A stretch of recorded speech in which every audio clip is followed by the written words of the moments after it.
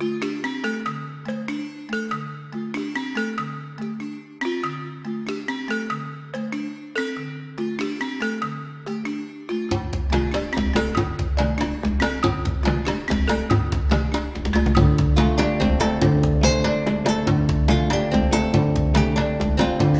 Est de Madagascar, région d'Analandsruf, région au nom prédestiné s'il en est, Analandsruf peut être traduit en français par forêt de girofliers. Des girofliers, il y en a à perte de vue. L'océan Indien se dessine à l'horizon, c'est par là que les premiers girofliers sont venus au début du XXe siècle. Partis de l'Indonésie, ils ont traversé tout l'océan Indien avant d'arriver sur la côte est de Madagascar. Les habitants de la région en ont fait une culture de rente, une source précieuse de revenus. Les clous de girofle sont très demandés sur le marché international. De même que l'huile essentielle extraite des feuilles de giroflier, 1500 tonnes de ce précieux liquide sont exportées chaque année. Madagascar occupe la première place dans ce créneau.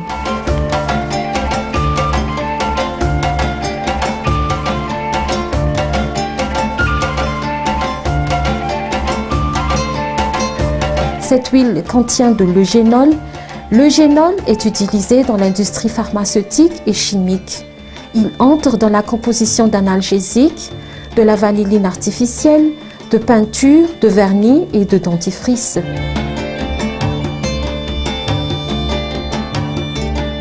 La production d'huile essentielle de girofle commence par la récolte de feuilles de giroflier. Le collecteur choisit un arbre dont les feuilles sont saines, qui n'a pas de boutons floraux, donc ne produit pas de clous de girofle au moment de la récolte. Généralement, il fait sa collecte entre le mois de mai et le mois de juillet. Il existe 4 types de feuilles sur un giroflier selon la couleur, la teneur en essence et la teneur en eugénol de l'essence. Les feuilles de couleur rouge donnent un rendement en essence de 5% avec une teneur de 25% en eugénol. Les feuilles de couleur orange donnent 4,8% de rendement en essence, dont la teneur en eugénol est de 55%. Les feuilles de couleur vert pâle ont un rendement moyen en essence de 4,5% avec une teneur en eugénol de 85%. Et enfin, les feuilles de couleur vert foncé ont un rendement en huile moyen de 4,3% et a une teneur la plus élevée en eugénol qui est de 92%. La longueur des rameaux prélevés ne doit pas excéder les 60 cm. Ils sont assemblés en fagots, puis transportés vers un lieu adéquat, aéré et à l'abri du soleil.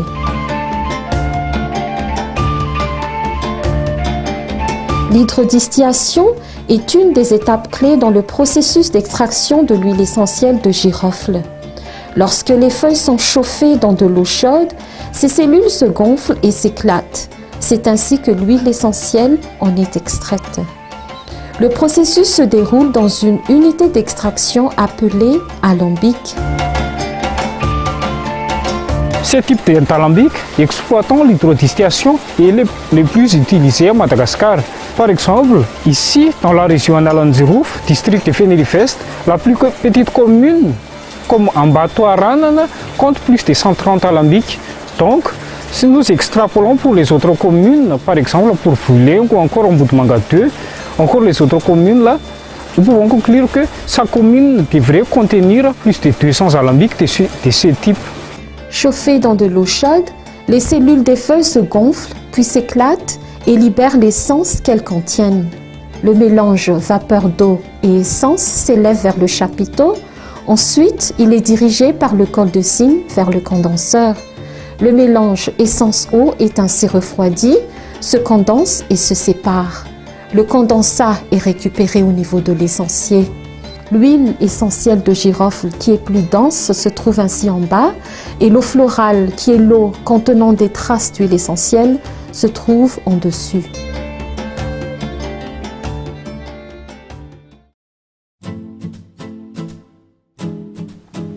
Les alambics traditionnels présentent cependant des problèmes de rendement.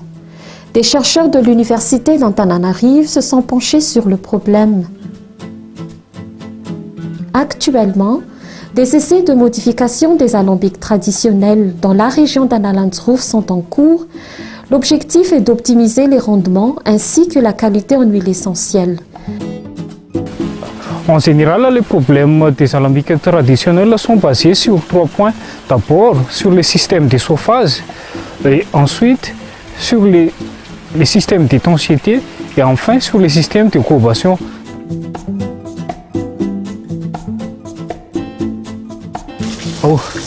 La conception actuelle du foyer entraîne une fuite de gaz chaud et aussi, c'est-à-dire une perte du pouvoir de chauffage. Donc, au lieu d'être orienté à la cuisson des feuilles qui se trouvent dans la cuve, les gaz chauds sont évacués vers l'extérieur. C'est-à-dire cette flamme qui déborde signifie des pertes du pouvoir de chauffage. En plus, nous pouvons voir que les distillateurs ont déjà élaboré un vide en dessous du support ici, mais cela contribue bien sûr à l'aération du foyer, mais cela ne suffit pas. Donc, nous préconisons d'abord d'instaurer un canal sous le plan de l'alambic et cela va contribuer à une circulation d'air primaire en dessous, mais une circulation d'air secondaire au-dessus. Et c'est là, sur le plan, nous avons donc installé une grille qui va permettre de supporter le bois de chauffe, mais aussi d'évacuer les cendres et l'excès de braise. Pour continuer sur l'amélioration du foyer, ici nous pouvons voir le fond de l'alambic, il n'est pas couvert. Donc, nous préconisons de descendre ici le traverse du foyer jusque-là, 20 cm au-dessous du fond de l'alambic, et c'est là afin d'éviter les pertes de chaleur telles qu'ils s'opèrent actuellement. Donc, en installant cette barrière, nous pouvons contenir les gaz chauds à l'intérieur du foyer et les forcer d'emprunter la chambre à gaz chaud qu'on a installée tout autour de la cucurbite.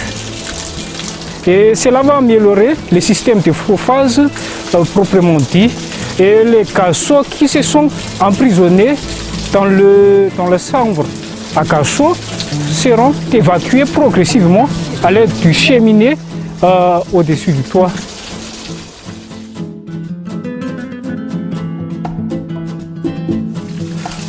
Ces soins en fibre végétale faits à partir des fibres de bananier pourries leur servent des soins d'intensité. Si nous sentons ces fibres de bananier, il y a une odeur d'huile essentielle, ce qui signifie des fuites lors de la distillation. Donc, en utilisant ces fibres de bananier, l'intensité n'est pas optimale. Ainsi, nous préconisons l'utilisation des soins hydrauliques qui consistent à modifier le lèvre de l'alambic et en installant des soins hydrauliques sur le lèvre de l'alambic, et cela afin d'assurer un système étanche. Normalement, pour des systèmes plus élaborés, cette eau, c'est-à-dire l'eau florale, devrait intégrer de manière systématique les systèmes de combustion. Mais dans le cas de l'alambic traditionnel, ce n'est pas possible parce que les systèmes de combustion laissent s'échapper soit de la vapeur de cuisson, soit de l'eau cuisson directement. Par exemple, si nous l'ouvrons, nous pouvons apercevoir des fuites de vapeur. Donc, ce n'est pas possible. Mais dans le cas des systèmes de combustion améliorés, nous pouvons remettre l'eau florale comme ça à l'intérieur des tuyauteries de combustion. Mais dans le présent cas, ils doivent boucher les tuyauteries de combustion afin d'empêcher la sortie des vapeurs aromatiques et ainsi de diminuer le rendement. En plus, l'eau florale contient encore une partie de l'essentiel non déposée à l'intérieur de l'essentiel. C'est-à-dire que la perte de cette eau florale va entraîner une perte d'huile essentielle encore récupérable si elle était introduite à l'intérieur de la cuve d'alambic. L'introduction de l'eau florale à l'intérieur de l'alambic va diminuer le nombre d'ajouts d'eau au cours de la cuisson. Encore faut-il souligner que l'ajout d'eau pendant la cuisson entraîne une diminution de l'ébullition, ce qui va rallonger le temps de cuisson et ainsi de suite. En effet, lors des ajouts d'eau, il y a un temps mort au cours de la distillation de 20 à 30 minutes, c'est-à-dire pour une distillation de 15 heures, il y a au moins 5 à 7 ajouts d'eau intermédiaires, c'est-à-dire 20 minutes fois 7 nous donne 140 minutes, ce qui est relativement supérieur à 2 heures. Donc, durant la distillation, il y a 2 heures de temps mort.